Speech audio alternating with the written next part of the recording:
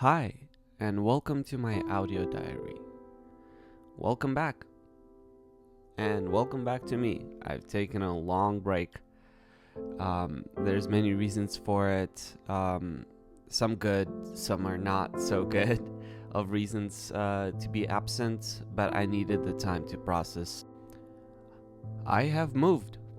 I have moved from my previous place into my new place, and it definitely took a toll on my physical, the stress that comes with moving, organizing everything, and clearing things up to return the apartment to the management, making sure that all the holes in the wall are done, to make sure not to pay through the nose when they are returning your deposit. So there's definitely catches with the whole rent, which is okay. It's part of life. It's normal, but it is a bit stressful. It doesn't matter how well you prep for it. It still takes a lot of time and energy. So I took the time off. I moved and I've decided to take a break, rest a little bit, organize my thoughts, because the way I start my life here at this new place is the way I wanted to head, right? You can start at different levels of discipline, and I definitely failed at that. I think that's okay, because my goal is to assemble my life in a way that I would want it to, and sometimes it takes a little bit more, a little bit of a kick, and that's where I'm at right now.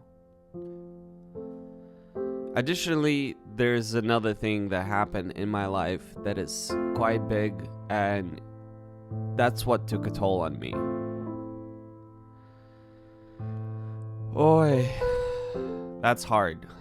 I'm 27 years old, and there's definitely people who have learned to take responsibility earlier in life than me, and that's perfectly acceptable, and I'm rooting for those people. There are awesome people.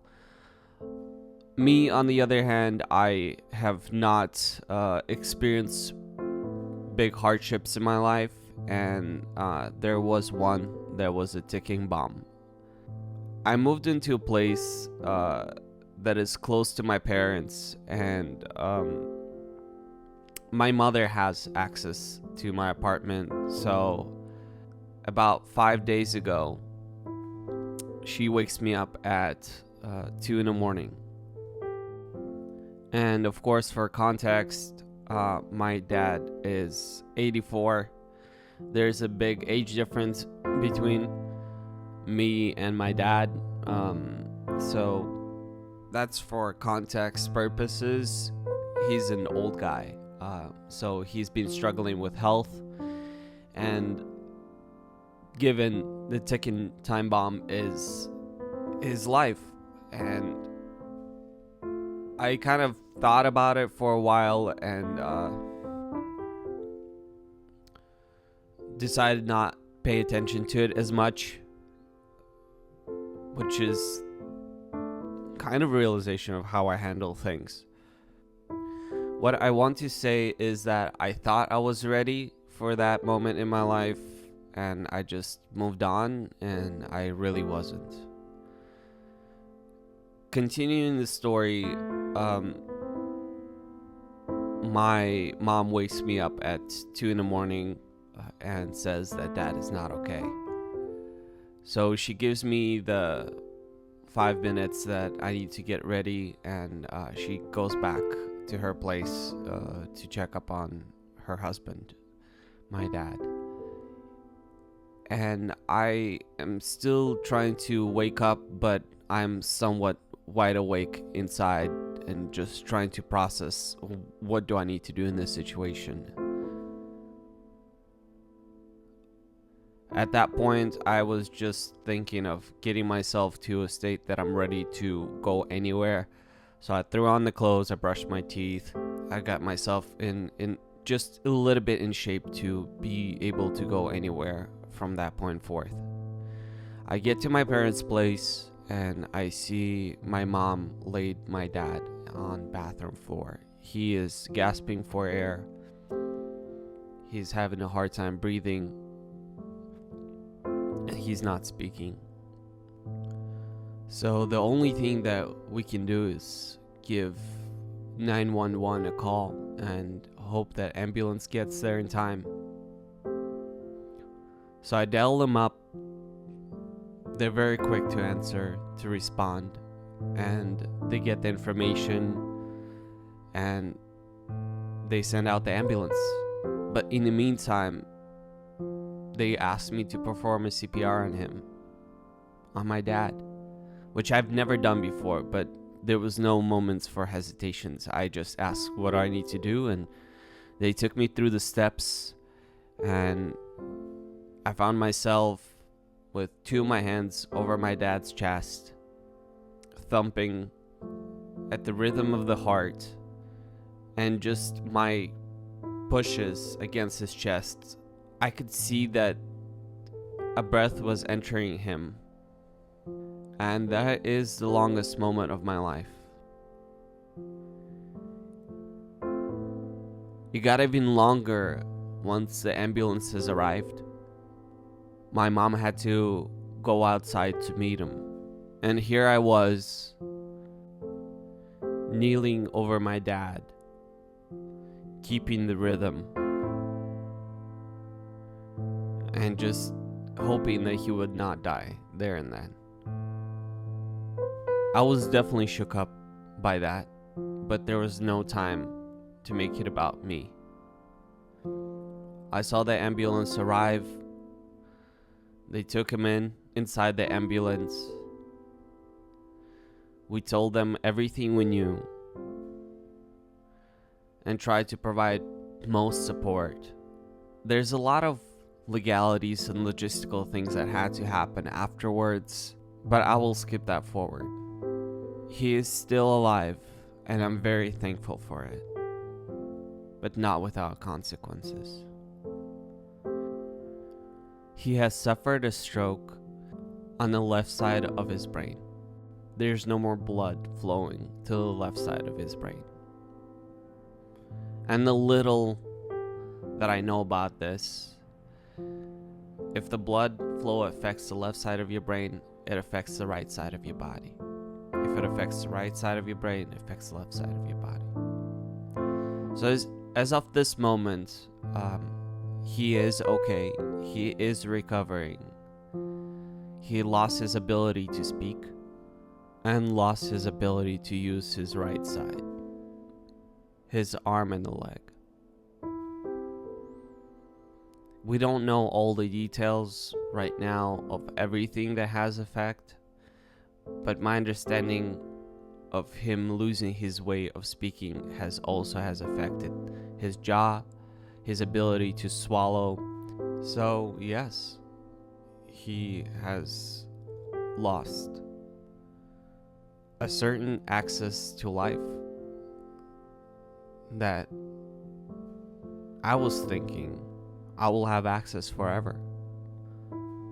Look, the reason why I'm making these entries is to be genuine, to be honest what I'm going through, and be able to process those thoughts, put them in one place and say that's what I'm thinking right now, and that's what I'm feeling right now. These are not lessons.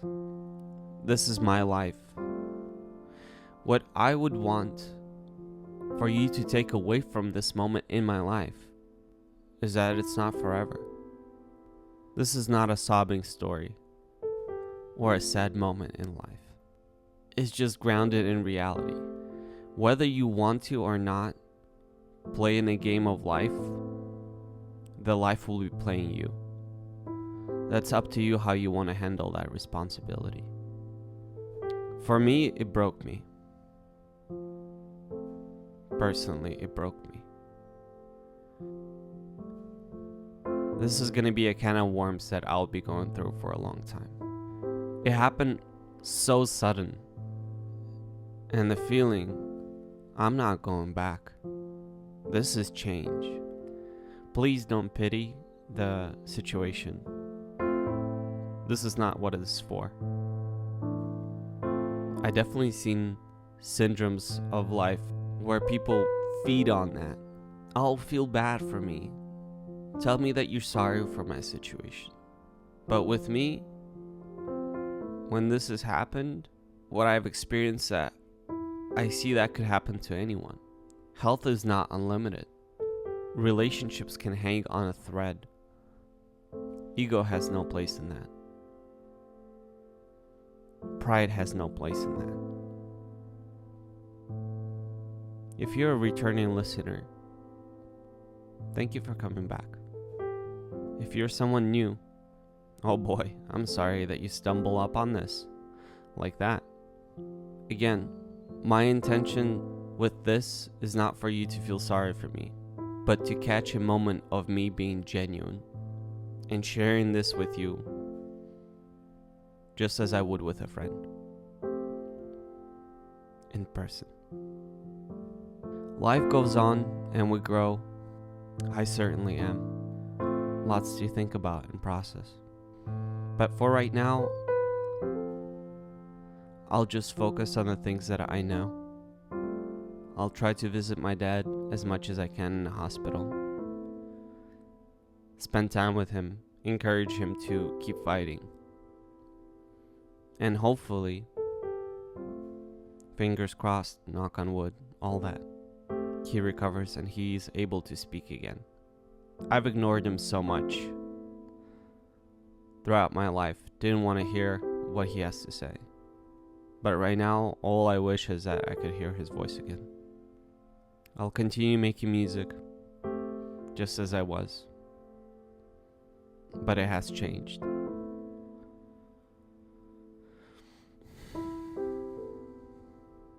Just not too long ago, when I was engulfed in emotions,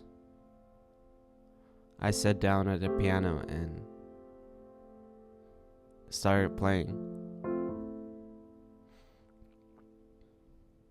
And I want to share it with you here, to put it at the end. I'm no lyricist, and you'll see it for yourself. And in this song, I just play and sing to the best of my ability, saying Papa, Papa, which is Dad. So here it is.